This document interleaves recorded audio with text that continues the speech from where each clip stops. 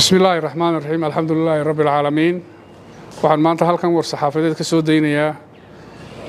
kulankii ugu horeeyay ee xukuumadda uu soo dhisay madaxweyne Cabdiraxmaan Maxamed Cabdilaahi kulankii ugu horeeyay golaha wasiiradu ay yeesheen oo ka dhacay qasriga madaxtooyada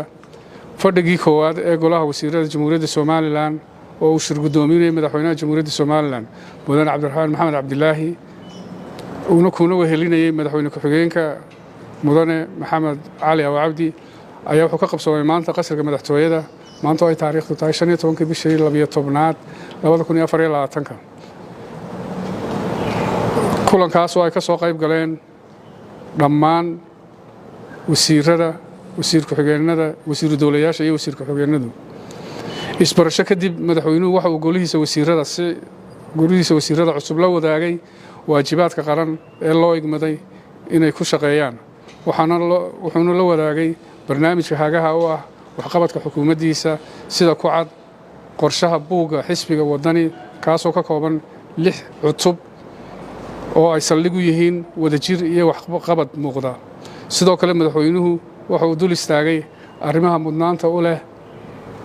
xukuumaddiisa boqolka cisho ee soo socda iyo barnaamijyada loo baahan yahay xukuumaddan inay ku tallaabsano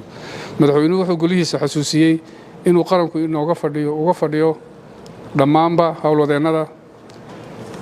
inaynu ugu shaqayno daacadnimo iyo hufnaan